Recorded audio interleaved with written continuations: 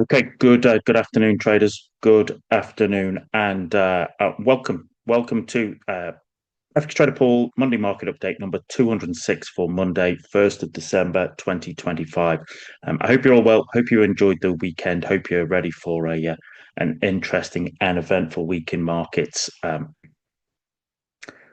As always, you are very welcome here, but just remember that you are always responsible for your own trading decisions.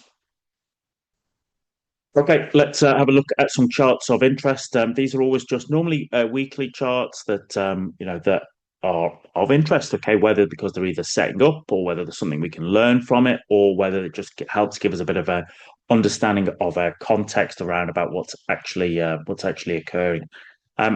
What we've seen here is silver. Now we looked at silver. This is silver on the weekly chart. We looked at it a couple of weeks ago when there was the likelihood or looking at, was there a double top forming there, okay, at the $50 price. There was a similar kind of price action on gold, and people were looking at, we discussed, was this the kind of this top of this fantastic trend? Well, you can see for yourself, ladies and gentlemen, that is not the case. Silver in the last sort of week or so has been on an absolute tear, and we might look at that on the kind of lower time frames later.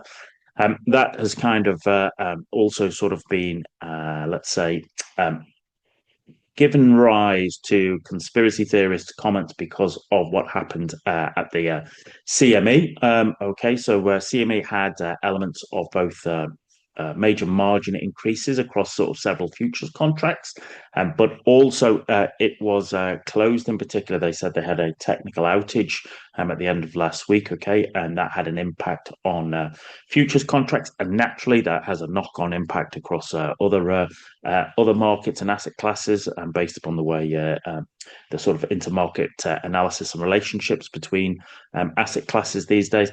But it kind of had a lot of people interested in silver for various reasons. But the long and the short of it is that is in a parabolic move higher. Okay, now you can talk lots about, as I said, the conspiracy theorists are talking about how major banks, institutions, families, etc., have been suppressing the price of silver for decades, you might say, and we are breaking out of that. But as I say to all kind of new traders, is that when a market is in a strong trend, don't try and fight it. All right, don't try and fight it. Find it. Is there a way to ride it? And certainly that continues to absolutely power its way higher. And I'll be interested to see how we work towards the sort of the last couple of weeks of 2025 on that.